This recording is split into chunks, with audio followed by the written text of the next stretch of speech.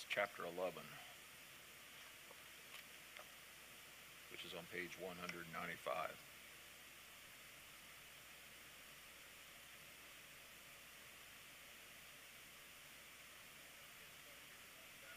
Two. Yeah, we'll get it done in an hour. That's the plan anyway.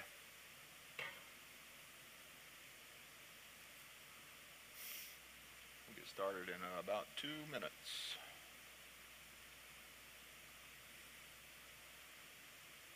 Is the temperature comfortable? This time of year is great because you don't have to use heat or air. It's just perfect. We're lucky we can squeeze 4 months a year out of it, between spring and fall.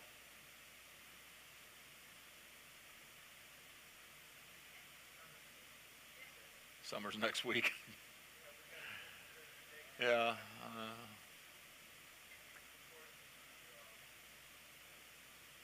It's probably true. It's probably coming within a week. Yay! Yeah, I'm not ready for 105, 110 in March. So if you are, I'm happy for you. But I can live with 90 in March. Have a little build up.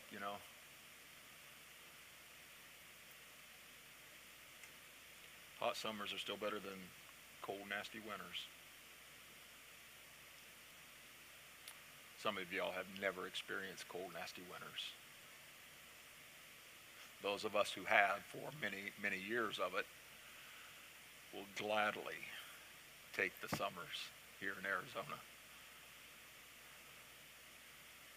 Those cold, snowy winters beat you up when you've had year after year in it. If you want to see snow here, just look at the mountain. And if you want to feel it, take a drive up the mountain. People who say how much they love snow and they've only been in snow like a week of their life, it's like you don't love snow. You love the idea of snow. You like to visit snow. You don't like to live in it.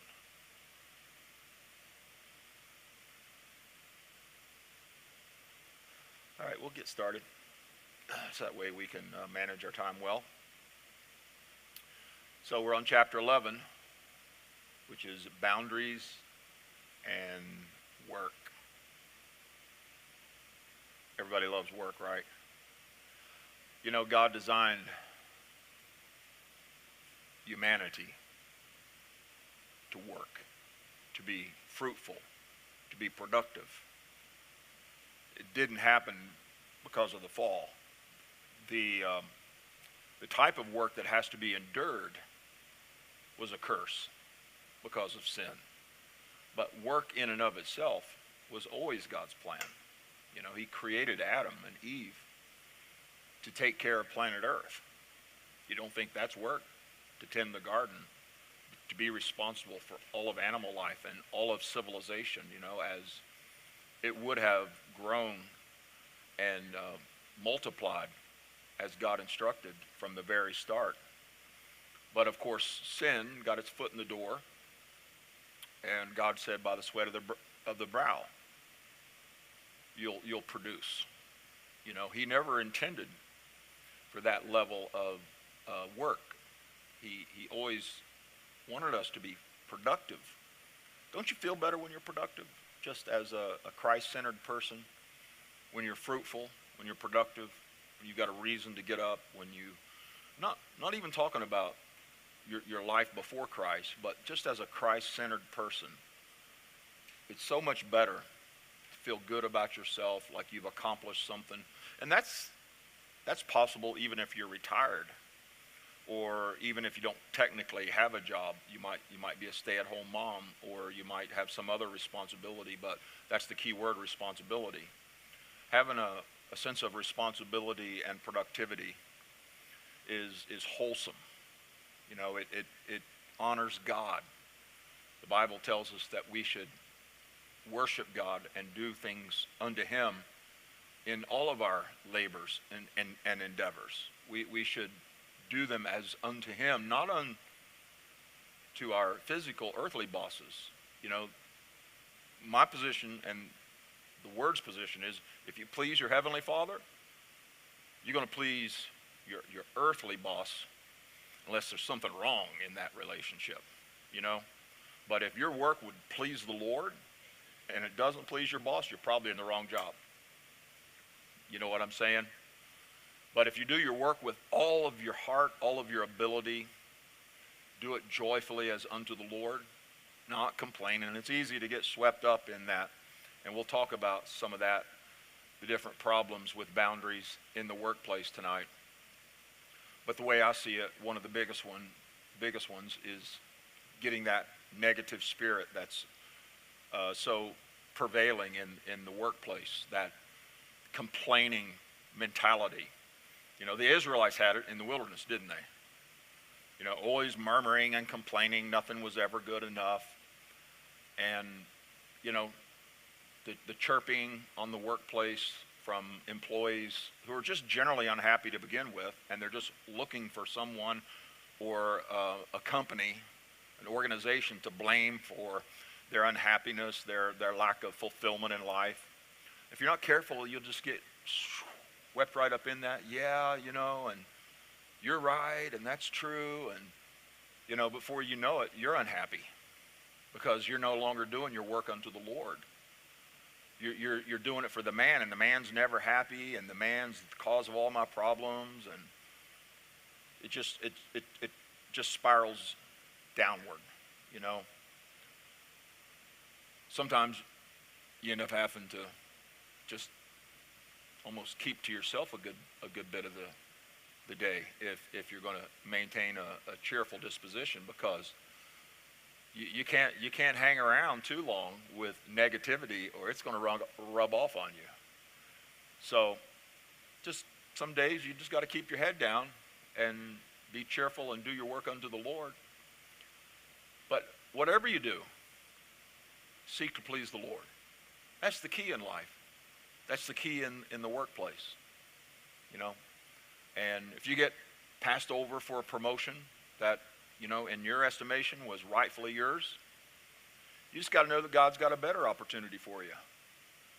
You know, he's the man who's making those decisions, or the woman who's making those decisions, is not the ultimate authority. God's the one that opens the doors. And so, you remember when Joseph was forgotten about in the prison? When he interpreted the dreams of the butler and the cupbearer, the baker and the cupbearer? So he could have easily gone negative there and just gotten bitter towards God and life itself. But he was forgotten for a reason. He was in the right place at the right time 2 years later when Pharaoh needed his dreams interpreted. So you have to trust God even when a decision falls against your wishes, and somebody else that you know isn't as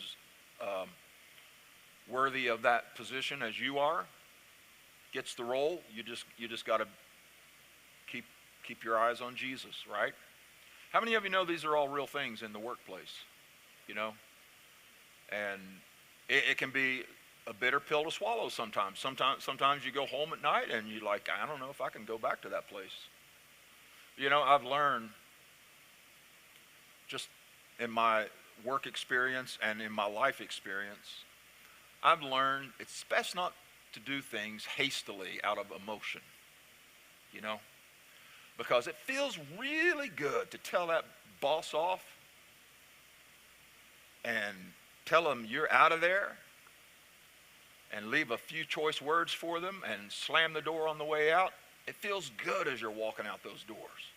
But then you get home and you sit down at your kitchen table and you realize, I don't have an income anymore. That's not as good a feeling. So when you do things hastily, you can get yourself in a lot of trouble, you know. I'm not intending to give job advice tonight, like on how to leave a job and how to look for a job, but I'll give it to you anyway. It's better to find a job before you leave a job. You know what I'm saying? It's better not to have those gaps, because a 2-month gap can cripple you practically. It can put you so far behind in your bills that you're almost too far down to get back up. So a nice transition, unless you got a little nest egg going, is the preferred way. But if you seek God and his kingdom, the word says that he'll add these blessings into your life. Work will develop character in you. Some of you've had a lot of character development, right, on the job. How many, if you've had character development through your work, raise your hand and say, yep, that's me. I've had character development. Like I wanted to kill somebody and I didn't do it, so that developed my character, right? There's lots of times when you just like to take matters into your own hands and strangle the life out of somebody, but you don't, and you're better off for not doing it. But it's not just the not doing that kind of stuff, but it's the development of fruit. You know, you need some people in your life to agitate you to develop the fruit of the Spirit. And it's a lot of times that God picks those people from your workplace. Isn't that nice? I mean, he could pick them from other places too. He can pick them from your neighborhood. He can pick them from your family. He can pick them from your church. You know, I don't want anybody to have that, you know, where the people that agitate you are at your church. I'd rather it be somewhere else. But the commonplace for God to pick those people that agitate you is at work. Why do you think that is? Because you got nothing in common except y'all needed a job. You didn't come there because you feel the call, because of the mission, because you're on board with the mission statement. I mean, it could be that, but 90% of most jobs, people come because they needed a job. That means you got people with all different religious beliefs.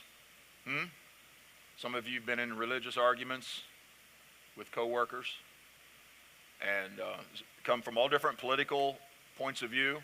Some of you have been in political arguments with coworkers. That's really frustrating, isn't it? You know, because you gotta somehow put it behind you and work together. But you're just seething that they could have a point of view that's so wrong from a religious or a political standpoint. And so people who agitate you often come from the workplace. Well, that's where the Lord develops the fruit of the Spirit in your heart. He develops patience and long suffering. Long suffering means you suffer a long time. And some of you said, I can't go back to that job, and you've gone back for 10 years after you said you couldn't go back. So you develop something, and you realize God loves those people. That's what you have to keep reminding yourself. God loves every one of those people at your workplace.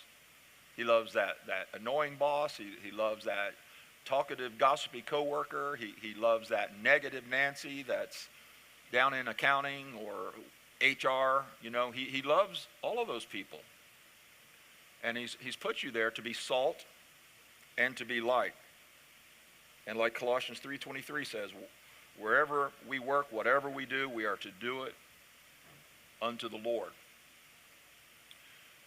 Work is ultimately a spiritual activity. And even though you're performing it physically, in the biggest scheme of things, work is a spiritual activity because it's worship unto the Lord. It's a place where we develop character and preparation for the work that we'll do for all eternity. You know, we're going to be not just working here in this life, but we'll get back to the original plan in the kingdom of heaven. You know, the original Adam and Eve run the universe plan. That's the one we'll be rolling with when we get into the kingdom of heaven. There won't be any of this by the sweat of our brow type of work. The ground won't be cursed. Things won't be working against us. There won't be opposition. We'll be able to be fruitful and productive in the greatest sense. And so the character development that we develop now will come into play then. Let's talk about some of these problems. We'll go through a list. I think there might be 9 of them. Problem number 1, getting saddled with another person's responsibilities. How many of you like having to do somebody else's work? Not so much, right? Sometimes you do it out of kindness once or twice because the person genuinely seems like they're in a bind, or they're new, or they've had some extenuating circumstance, and so you're trying to do the Christian thing, go out of your way, pick up some of their responsibilities. But then what happens when that same person starts taking it for granted, and like their responsibility all of a sudden is now your job because they expect you to do it. Now, do you continue to just comply? I mean, you can if you want to, but it's going to lead to different problems in your life. Maybe you won't be able to get your work done. Maybe you'll be so exhausted you won't be fit for any other thing outside of work. You know, and God wants us to have a complete life. He wants us to have a personal life and a work life. He doesn't want us to be frustrated, exhausted. You know, no matter how hard your work is, God doesn't want you to be doing other people's work. He wants you to help people, but that's not the best way to help somebody. The best way to help somebody is by coaching them, training them, encouraging them if necessary. And if they're just not fit and suited for the job, then that's something they'll have to face and realize on their own. But that's between them and the company, right? Whatever their boss's position is as far as an action plan and so on, that's between them and the company. That's not for you to absorb. You know what I'm saying? But he gives a little story there between Hannah and Jack. Hannah was starting to fall into this pattern of doing Jack's work, and Jack was loving it. Who wouldn't? So she needed to put limits on what she would and wouldn't do for Jack. And if you've got somebody in your life who's operating like that, you got to set the tone early, because if you don't, it'll be much harder later. And who knows, after a while, your boss might start to think that is your job.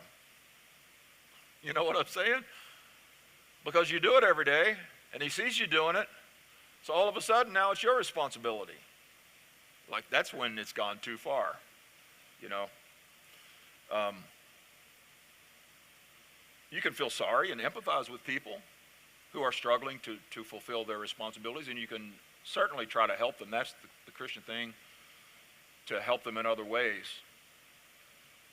But it's not your responsibility to do other people's work. And anything more than an occasional favor is going to turn into an abusive situation, a manipulation of type. So if you're an over-responsible person, you know, you feel the need to make sure everything gets done and everybody's getting credit, and you're just overly responsible for everything, and you get paired or joined in your workplace with somebody who's under-responsible, this is something that can occur. We all know some under-responsible people, don't we? Huh? You got some in your family. You got some in your workplace. You got some everywhere in life. You know, there's people who just like never feel any responsibility for anything that falls on their shoulders. It's like somebody else will have to deal with this. Somebody else will have to worry about this. Well, that's where you got to be extra mindful to have healthy boundaries. You don't have to get in anger about it. You just have to be matter of fact. Okay? Just be matter of fact.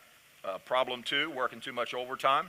Now, in some cases, you're really not in a position to shut it off, but you can voice your concerns, right? Of course, extra money is always great, Let's explore the scenario where you have like some say in how much overtime you work. And then we'll talk about the issue that if you have no say, that it's mandatory. But if you have some say, you kind of got to balance things because, like I said, it is more money. Most companies pay time and a half or even double for overtime, and that accumulates a lot really fast. But if all you ever do is work overtime every week of the year, and you're spending your entire life at work, where's that leaving your relationship with God? Where's that leaving your relationship with your family? Where's that leaving even your relationship with yourself? You know, your physical well-being, your emotional well-being. How is that giving you the rest? Because God designed us to have rest. So we have to learn to set those boundaries for ourselves, to set those limits. Because if we don't, our life will get so out of balance, we'll become so exhausted, what seemed like a good thing turns into a great detriment, and it backfires. Now, in other instances, you get in a situation where working overtime is mandatory. And if you're in that situation, you know, you got to make the best of it for as long as you can. At some point, try to have a reasonable conversation with your superior. Let them know that while you appreciate all the money that goes with the overtime and that you love your job, even if you don't actually love it, you know, you can say that you love it. You love parts of your job anyway, right? You can say, if there's an opportunity for me occasionally to not work the overtime, I'd really like to prioritize my family. You know, so, but if you never say a word, you can expect, you know, like your boss to read your mind, and you can get super frustrated and ultimately get fed up one day and quit. And then you might be unhappy as a result, and your work might be unhappy as a result because they really like you, and if they'd known, they would have done something perhaps and kept you. So there's just different scenarios, but unless you make your preferences known, no one is going to assume anything. So, but again, if you do have some say, you got to at some point realize there needs to be a balance. Problem number 3, misplaced priorities, and the page number is up here in the corner if you're following along. Number 3, on page 201, misplaced priorities. This is just a general principle here that works on your job, it works in personal projects, it works in chores around the house, it just works in ministry. You need to have some kind of a ranking system. If you've got a list of things to do, how many of you like a good to-do list? Does that help? I know it does for me because otherwise I'll forget about something, you know. Almost every good planner, remember the written planners? Anybody ever use one of those, the day timers? And you know, you got a new calendar there on every day, and you've got your projects that you're working on and your schedule with your meetings and so on, and it's got some space for you to take notes. They're really helpful. I haven't used one in years because I use everything digital now. But they almost all of them had some kind of ranking system. Let's just use an ABC as an example. You know, if I've got 10 things to do, I need to prioritize, because the reality is I can't get 10 things done at once. Some of those things are going to take a lot of time and effort to get accomplished. And so what I need to do is use some kind of ranking system, like out of those 10 things, which ones of them are level A, meaning the highest priority. Like if nothing else gets done, I need to make sure these are time sensitive, these are important, I need to get them done. So I'm going to designate an A to them. The things that are important but secondary, not as important, I'm going to put a B on. And the stuff that if I get everything accomplished and I just really need something to do to stay productive, and eventually it's going to need to get done, I don't necessarily have to do it today or this week, I'm going to put a C on those things. Now, when I start my day, what I don't want to do is start focusing on the C stuff, right? I want to focus on the A. I want to then go on to the B's. And then, like I said, eventually you'll get to the C's, or somebody else will do them. You know, there's a difference between urgent and important. Don't get so swept up in dealing with everything that's seemingly urgent that you neglect the important stuff. Because everything's not as urgent as it's told to be. Like, people will tell you that if you don't do this, I'm going to lose everything, or I'm going to lose my job, or I'm going to lose my house. If you don't do this, I'm going to lose my job, my work. Whatever it is, they're going to present it in a scenario that you got to drop everything right now and help me work on this. And you can spend all day working on other people's urgent situations. It's not an urgent situation. It was a lack of planning on their part. That's what created the scenario. You know, a lack of planning on your part doesn't constitute an emergency on my part. Now, if I can help you, I will, but I have to get my A-level stuff accomplished. You know, and if it's your work, these are the things that they're paying you for. You know, if all you're doing is accomplishing the C-level stuff and you're never getting to the really important stuff that is critical to your job, then you're not going to have that job for very long. You know? Difficult coworkers. I know no one in here has ever had a difficult coworker. Right? I know no one in here has ever been a difficult coworker. Right? You've never been this person. Right? I bet we've all been somebody else. I bet we've all been the subject of somebody else's story when they went home from work. At some point, you won't believe this person at work. You wouldn't believe them. This is what they did. This is what they said. And they were talking about us. God forbid.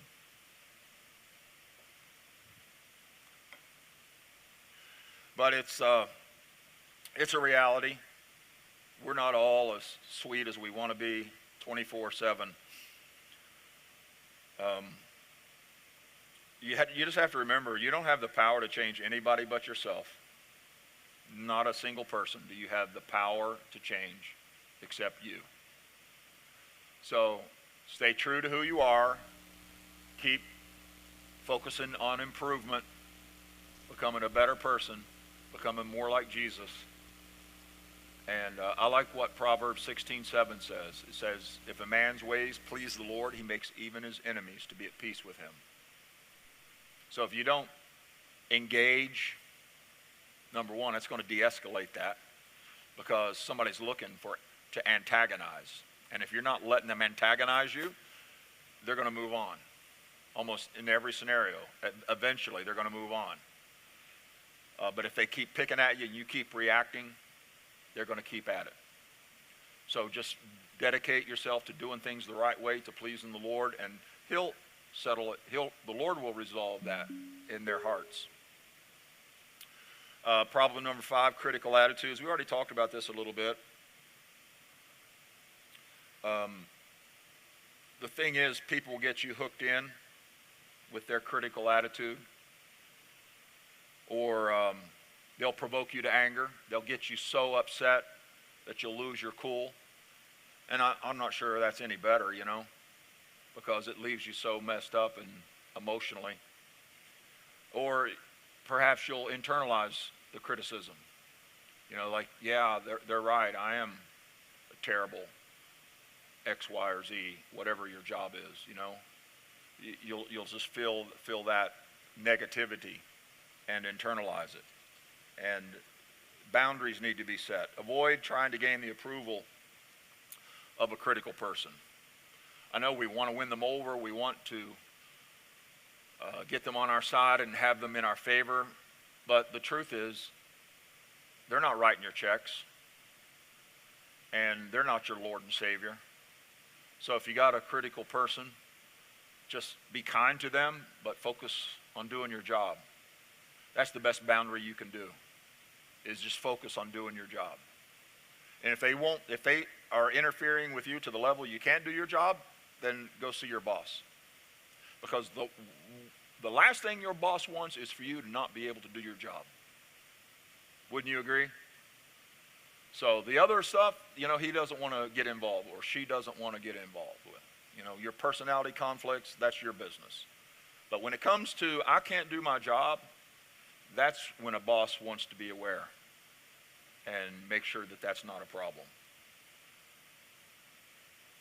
Proverbs, listen to this anyway, Proverbs 9 says, whoever corrects a mocker invites insult. So if you go around trying to correct all these people who are critical, you're never going to win.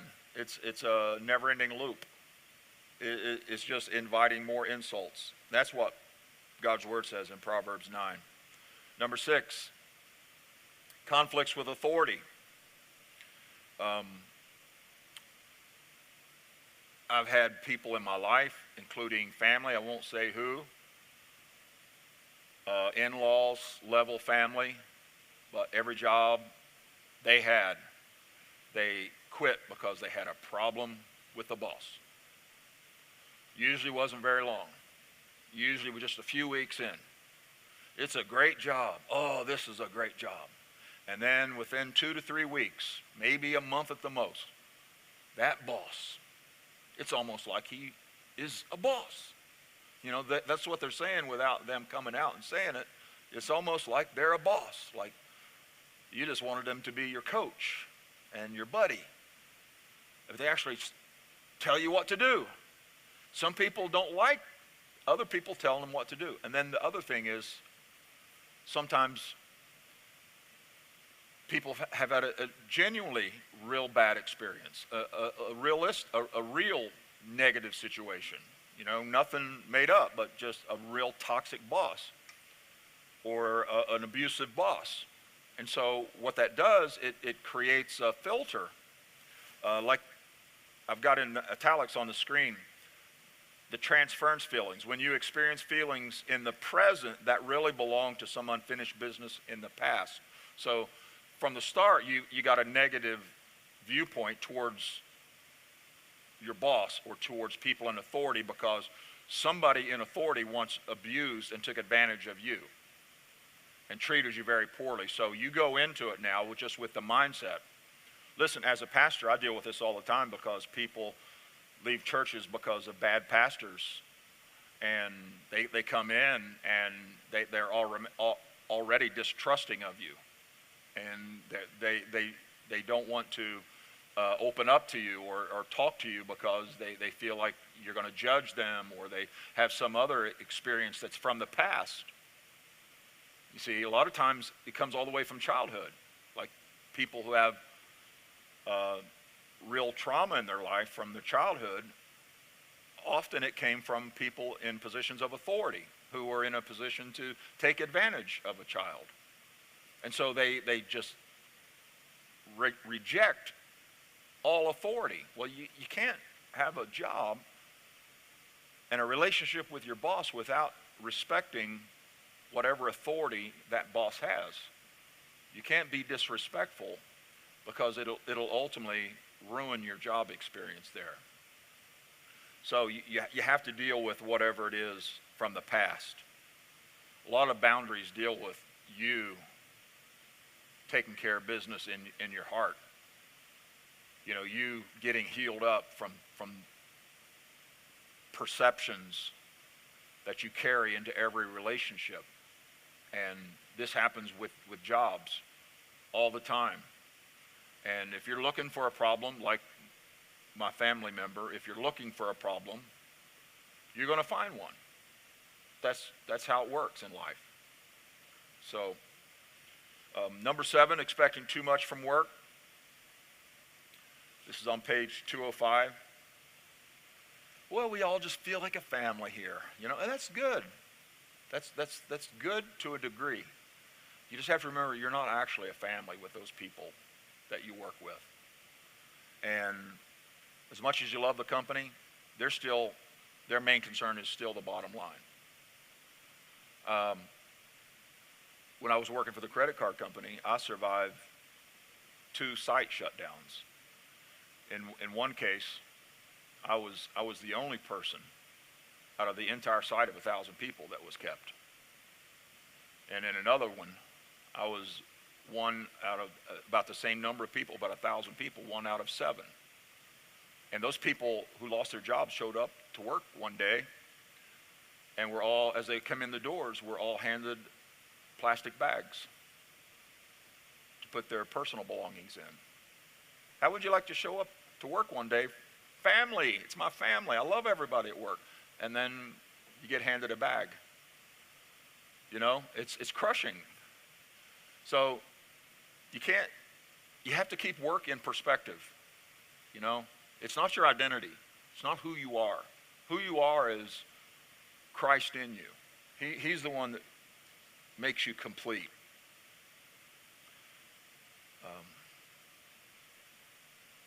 Don't bring your work home. Don't bring your home to work. Just don't have unrealistic expectations for work. That's a boundary in and of itself, because you're more likely than not to get hurt if you're putting too much emphasis, counting too much, expecting too much from your work. And I kind of hinted at this next one, number 8, taking work-related stress home. Like, I know what that's like. You know, when you got no separation in your mind, and sometimes in your activities, between work and home life. But you do need to differentiate. And at the same time, you know, it works both ways. You don't take work home, but you also don't take home to work. You don't let whatever's going on at home carry into your work performance and do a really bad job because you're having a tough time in your personal life. You got to be able to put it aside and still do your job. And that's only possible with boundaries. That's only possible with good and healthy boundaries. And number 9, a big problem is when you start to dislike your job. It may happen in the beginning, or it might happen after a couple years, or it might happen near the end of your time at that job. Usually it's a big change that happens. It's a shift in departments that makes you dislike your job, or I think really maybe the most common one is you have a change in bosses. Craig Groeschel, who's a leadership expert, says people don't leave jobs, they leave their bosses. And there's a lot of truth to that, you know. Usually when people start really disliking their job to the level of wanting to leave and like having physical reactions in their gut and in their mind, and just the dread. You know, when you dread doing something, it makes you sick physically. And when you start to feel that way about going to work every day, you got to realize something's got to change. You're not made for that. It's either you got to just realize that this is temporary. When this project is over or this assignment is done, it'll go back to the way it was. Or if it's looking like this is going to be permanent, and you just settle it in your heart that you can't do that, then you got to have an exit strategy at that point. You got to decide how you're going to navigate an exit out of that place where you can still not, you know, lose everything you own. You have to figure that out. But continuing to go into that every day, it'll beat you up. It'll totally wipe you out. So have that kind of boundary that you're always looking. And then if you get into the wrong career, you can change, you know. There was a guy that went to work for Debbie at the veterinary clinic. This is maybe like 8 or 9 years ago. He was in his 50s, and he decided he wanted to be a veterinarian. So he finished his undergrad and went to veterinary school at Colorado State. And he's been graduated now for 2 years, and he's a veterinarian in Colorado. And he started it in his 50s. So you can change. You can do whatever you set your mind to. You can accomplish, but just continuing to do the same thing that like wipes you out every day, makes you feel like you don't even want to get out of bed in the morning, that's not a good, healthy life for you. So find something different. But ultimately, finding your life's work is going to take some risks. You can't always play it safe. Might take some extra education. You might have to take some night classes or go to do some online classes or get some certifications, or maybe you want to be a nurse and you're like past the age of, where most people go to nursing school, and you can do it anyway. There's programs available, there's financial aid available, there's scholarships available, there's all kinds. But find your life's work and be content. Whatever you do, be productive, be joyful as much as is within you. Of course, work is not always fun. We all know that. Let's go on to the next one, boundaries and the digital age, which is on page 209. The truth is, we've all adapted, with very few exceptions. We are reachable anytime and anywhere. How many of you are old enough to remember when you were away, even locally, just out and about? Nobody knew where you were, and nobody could get a hold of you. How many of you remember those days? Boy, don't you miss them. And when you got home, you checked to see if your light was blinking on the answering machine, because that was the only way. And if you were gone 6 hours, then that's how long it was since that person left the message. But now, there's an expectation that you're always available, anywhere, anytime. And that's a hard thing. It creates a lot of stress on people's lives.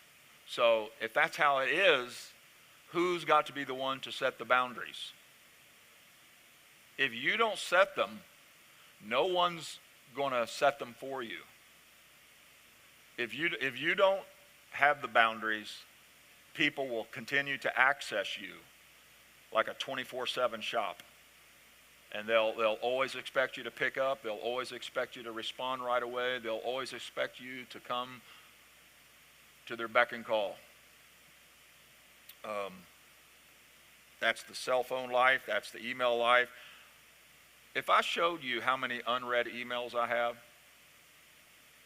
you wouldn't believe it. How many want to take a guess? How many? 4,500? 45,000?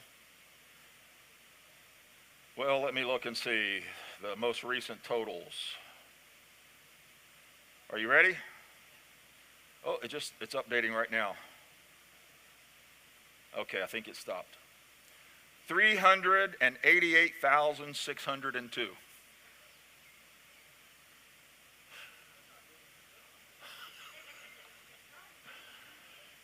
Junk in the sense that I'm not interested, but it's stuff that I've inquired about in the past, and they just keep sending stuff. And whether it's, I have two accounts, a personal one and a church one, and it's about equal in both. And so, but the point is, I don't have time to keep up checking my emails all day long. I glance at them. I look at who it's from and the subject line. If who it's from is somebody that I think is sending me something, then I will read the subject line. And I will 2 or 3 times a day scroll down and look through the incoming. But otherwise, and when I was with the credit card company, and these weren't junk mails, emails. These were work-related emails. I had a system, the program allowed you to select certain people as the sender and have their email show up in red in the list. So red, so obviously like the owner of the company was in red. My boss was in red. Different executives within the company were in red. But regularly, the IT department would have to call me and tell me my email account was the biggest in the company and that I needed to go through and get rid of my email. So the point is, I had so many responsibilities, I could have sat and read email all day and worked 12 hours a day reading email. I couldn't do that, you know?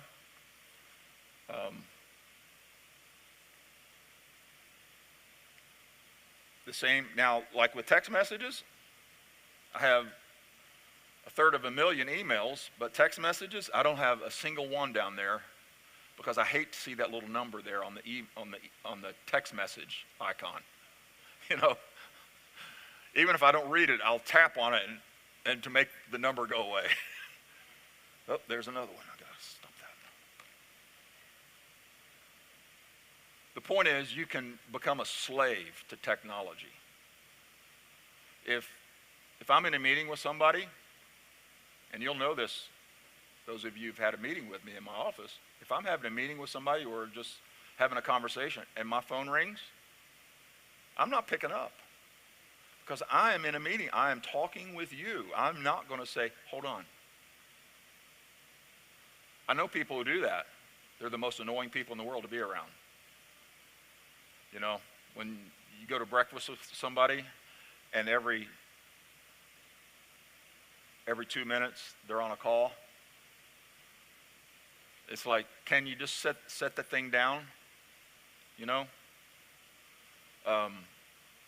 if you sense that it's a 911 level like call, that the person is a family member and never calls you, something's got to be wrong, that's different. But there's voicemail for a reason. And you don't even have to listen to voicemail anymore because it gives you a transcript. You can read your voicemail. So if it's important, or the other person thinks it's important, they'll leave a voicemail. You don't have to interrupt what you're doing when you're talking with someone in person. Like, there's nothing more annoying when you go into a store to spend money, to buy something, and as you're walking up to the desk, the phone rings, and the employee says, hold on, to you, and stands and talks on the phone for 10 minutes, when the person they're talking to is likely not to even show up to the store or buy anything, but there you stand for 10 minutes wanting to spend money in their store, and they're totally ignoring you. So that's always been a pet peeve of mine. I think whoever's in front of you is the one that should have your attention. I don't know if you feel the same way, but I think that's respecting people, you know? And I think the way technology is taken over, there's a lot of a lack of respect for people in general. And there's an expectation that everybody has got to always pick up whenever I send a message or whenever I call, or you got to drop everything. It's because you've created that. You set that expectation. And if you don't pick up every single time, then they're going to assume, oh my gosh, what's wrong? Like, nothing's wrong. You're actually having a conversation in a meeting with somebody. You're taking care. You're working on something. We need to be able as people to work on things, to be devoted to a project, to be focused without being constantly distracted. And that's very hard in today's world. Wouldn't you agree? That's not easy at all. We're going to run through some of this. We just talked about that. Time and space used to be natural boundaries, but they're not anymore. The boundaries of time and space don't exist any longer. So you have to set those boundaries. Like, I have a message that goes out if I'm in a meeting that says, I'm in a meeting, I can't take your call at this time. So that lets people know, but at the same time allows me to continue without being interrupted. Social media is a big deal. Like, it's become an addiction for a lot of people. Like, they're talking to you, and when their finger's doing like that, or like that, what's that telling you as they're talking to you? Or supposedly talking to you, or pretending to talk to you. Yeah, Yeah, that's not good at all. And if you were to look over your previous week's activities through your activities on your cell phone and ask which ones of those were such of an urgent nature that they required my immediate attention, you'd probably come up with maybe 1% of them. Maybe 1%. What I will do is, through the course of the day, I will set aside some time every little bit to look through and respond to text messages. I won't, unless it just comes in at an opportune time. I'm not going to respond like immediately as soon as I get a message. I'll set aside some time, and then honestly, sometimes I forget. And then when I go back afterwards, the next day or something, I'll see it and realize I never responded. But I don't want to create some expectation that every time somebody sends a message, I'm going to immediately, without hesitation, respond. Because I don't structure my day like that. I don't want to be a slave to my phone, because then I can't do ministry with the people in front of me. And spending time with the Lord, is that not important? Like during your prayer time, do you need to be answering 25 text messages just because they sent them? You know, your time with God, it's gotta be prioritized. So don't be a slave. Don't be a slave. What about kids online on page 222? It's a real problem. It's a serious, serious problem in today's world. Set guidelines. This is a list on page 222. Set guidelines. Explain what will be allowed and what won't be allowed, and enforce those guidelines. Have conversations about what is appropriate. You got to keep dialogue going. You got to know the passwords. Don't let them have passwords that you don't know as parents or as guardians or as grandparents if they're in your home. If they know you can check what they're doing at any time, that's going to keep them straighter and more narrow. Look at the websites that they visit. Don't just assume, oh, my little Johnny would never look at anything bad. You are so naive if you think that. Were you never a kid? Like, have you forgotten what it was like to be a kid? To say your little Johnny would never look at anything bad? It's like we're all laughing at you, is what we're doing. If you're thinking that, we're all laughing at you. So don't be that way. You know, realize little Johnny's going to dig into anything he can get his hands on. And doesn't mean he's not a nice kid either. It just means that there's real temptations. And it's part of our job as parents and grandparents to supervise. Look for trouble on social media sites. Kids kill themselves over social media, over bullying, not in physical ways, but on social media, shaming somebody. Kids commit suicide over that kind of stuff now. Don't think it's something minor or they'll just suck it up and get over it. Get involved. Don't let them play any games that you haven't checked out and know what is actually happening in the video game. Set time limits. Encourage them to talk about anything that's potentially dangerous. Is anyone behaving in ways that is bullying or dangerous? Because sometimes they may be aware of somebody who is going to commit suicide and feel like they can't tell anybody because they made a pact or they swore they wouldn't tell. But that's serious stuff. And so you need to have that dialogue. And enforce the limits. because if you don't enforce them, they're not going to take you serious.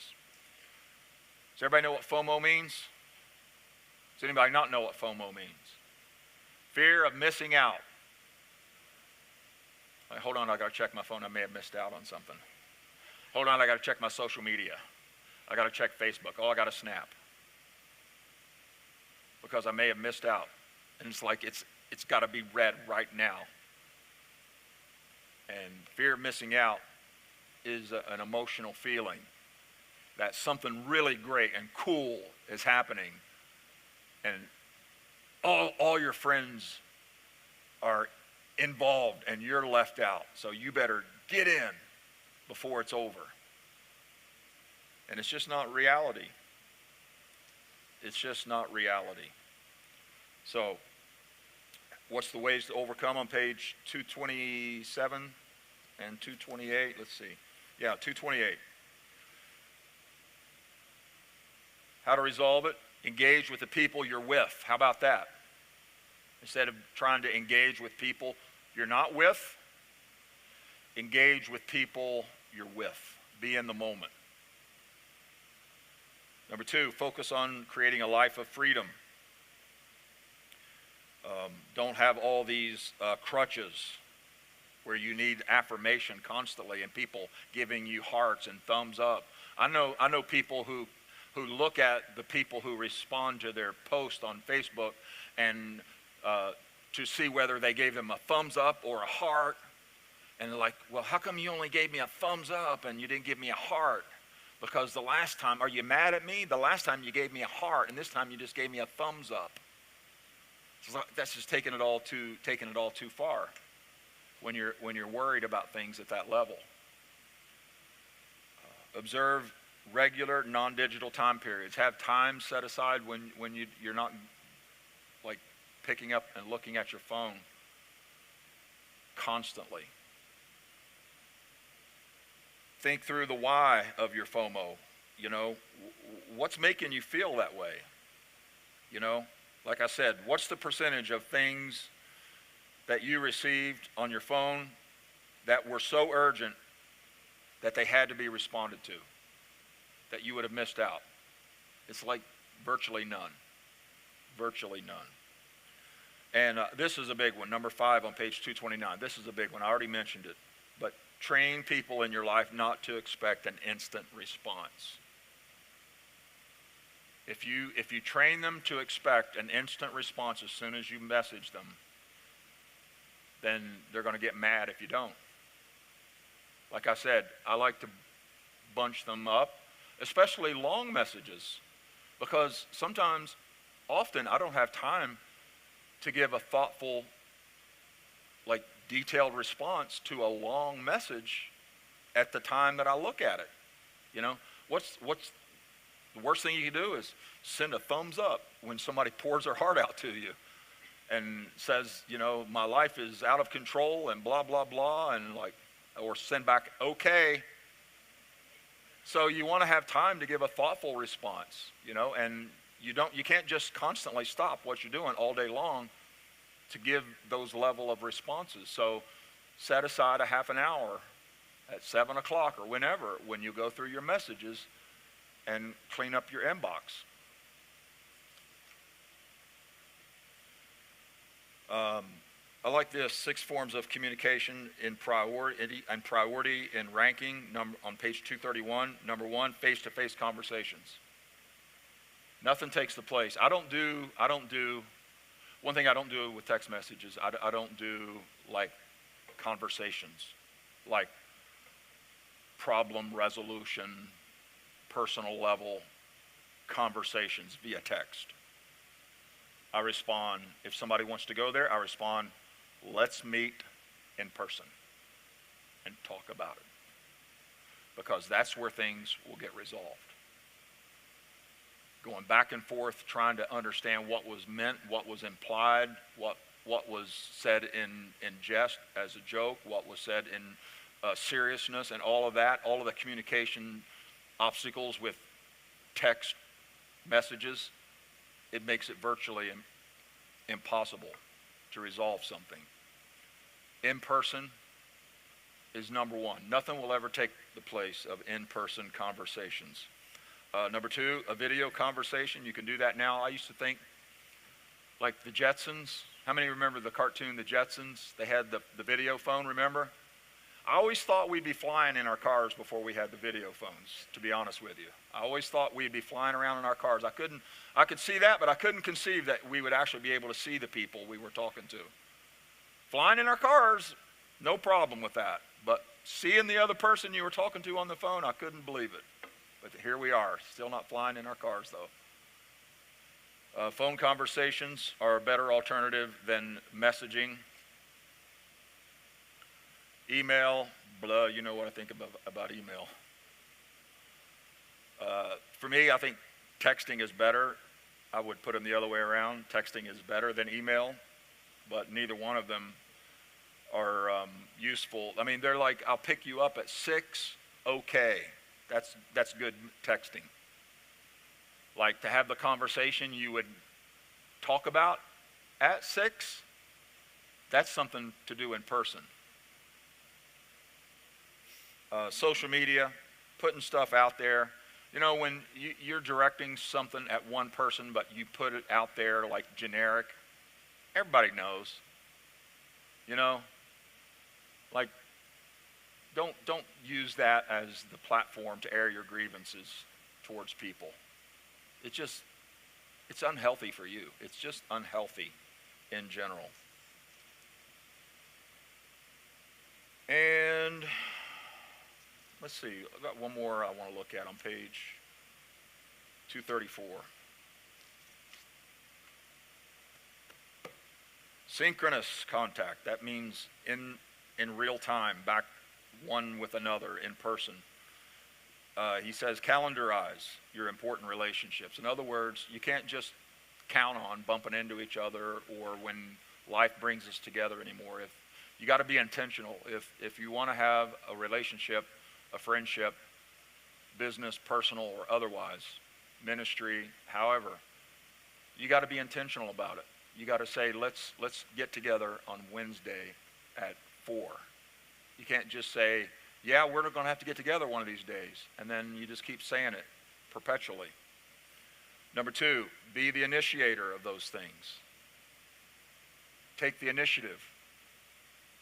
Be the one when they say, we're going to have to get together one of these days. Say, okay, how about Tuesday? Let's get coffee at such and such at 7:30. You know, that's a yes or no. And then use asynchronous, non-synchronous communication for fill-in. That means, like if you need to send a message, you can't have a phone call or an in-person meeting, then don't try to get too heavy, but you know, use it to fill in for where you can't have those better level conversations. But kids today are growing up with a cell phone in their hand, a smartphone from birth.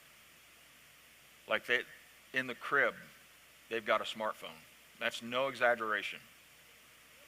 They've got a smartphone, and they're growing up communicating via the smartphone.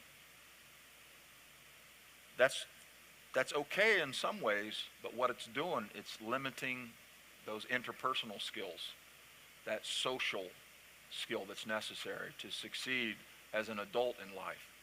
Because you still, when you get on the workforce and you get out in the real world, you have to engage with people, and anxiety at such an epidemic level. And that's a big contributor.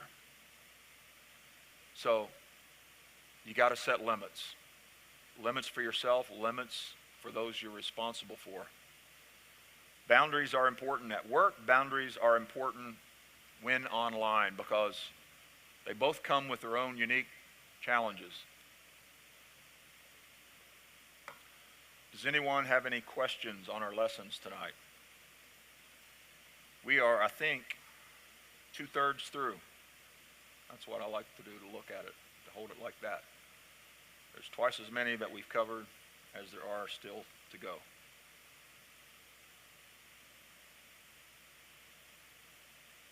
Questions, comments?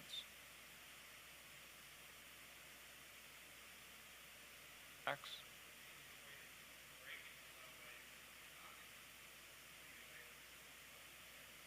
You just have to kind of condition them to it, you know? You wait a couple hours. Even if you can respond right now, you don't have to, because there's other things that you could be doing. And so if it's non-urgent, you just wait a couple hours and respond. And if they ask you what took you so long, you just say, I was busy. I had other things to focus on. People begin to pick up.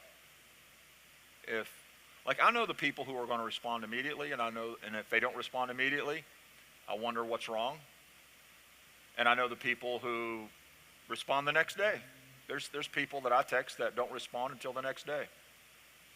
But I've pretty much realized that, and I don't think anything's wrong. And if it was urgent, I would call them. I wouldn't text them. So it's a text. It is what it is.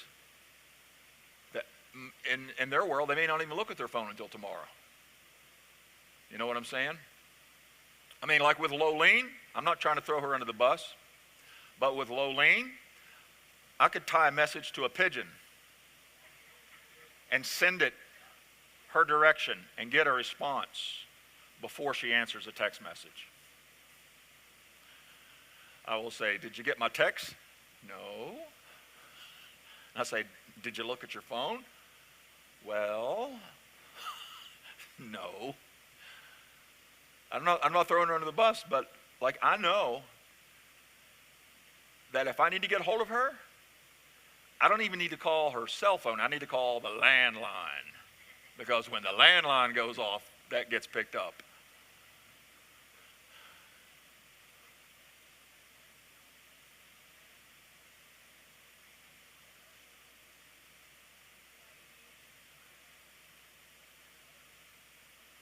Well, it just depends on the nature of it. If it's non-urgent and it's just somebody wanting to chat or text or whatever, to make an appointment. Well, and here's the thing, there's in the business world, there's a big expectation now. It's like, let's use realtors as an example. It used to be, before smartphones, it used to be if you called a realtor to look at a home that you're interested in buying, you know, whoever was on the sign, that it was a reasonable expectation that they return your call within 24 hours. Now, if they wait 24 hours to return your call, you've already went with a different realtor and possibly even put an offer in on the house by the time they call you back, if they're going to go by that standard of returning it. But that was then. This is now. So it's almost like with business, you know, depending on the type of business you're in, you know that if you don't respond with something, they're going to just move on to the next one, you know? And then you just have to decide if you want to lose the business, if you're okay with, you know, losing out on that money.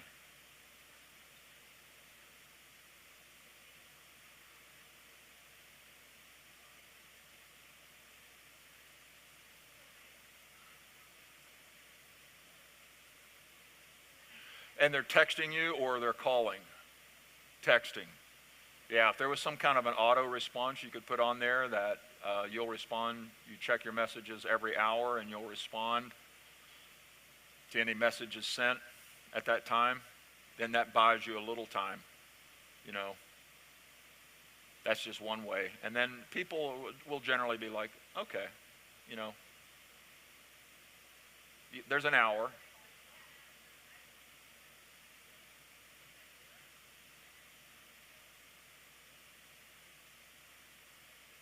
Yeah. I guess on the other side of things, it's a good problem to have, because you could have nobody texting you wanting an appointment, and that would be a worse problem. So good problems are things we have to figure out just a way to work around. But it's got to be something that's doable, not unrealistic, you know. So just let your clients know that you check your message. You can't always, while you're working, be reading your messages, but that you do check them regularly, and when you do, you will respond to them, and to please just be a little patient. And so you might want to just have some standard response for that, to let them know, and start creating that expectation with your regular customers anyway.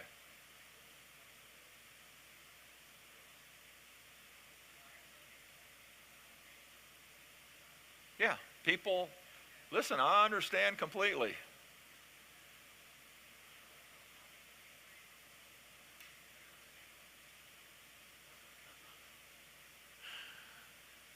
We all go through it. And you got to figure out a system that works for you.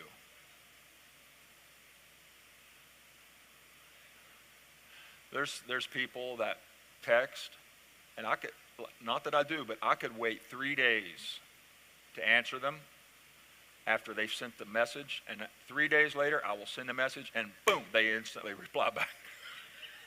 It's like they were sitting there like 3 days.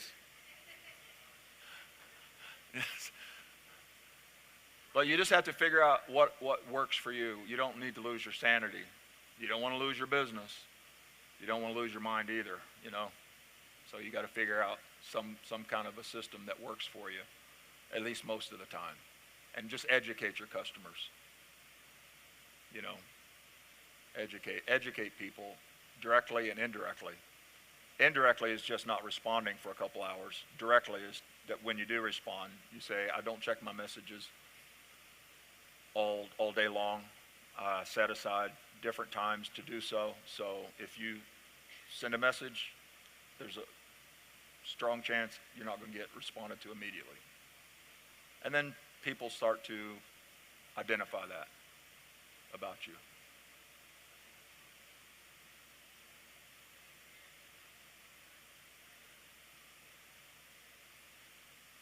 Yeah, there's ways with the technology, with the phone itself, you can set it.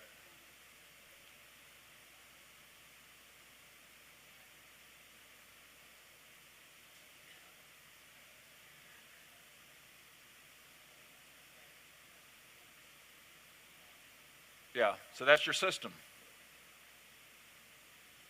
That's your system, and sometimes you can do that. Often with work, and it's work related, you can't do that, so you have to come up with a different system. But there's tools, there's ways you can go about it. Most of the time, it just comes down to personal discipline. You yourself disciplining yourself to do it, and not breaking your own rules. Because when you break your own rules, people have they get the expectation that you're going to break your rule for them. So put a system in and stick to it the best that you can.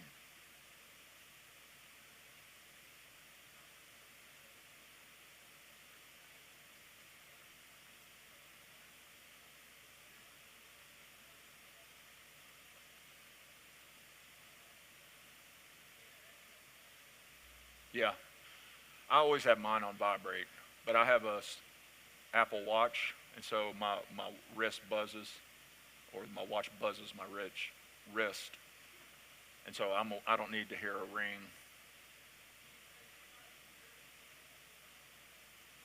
Airplane, you put it on airplane, you ain't getting nothing. So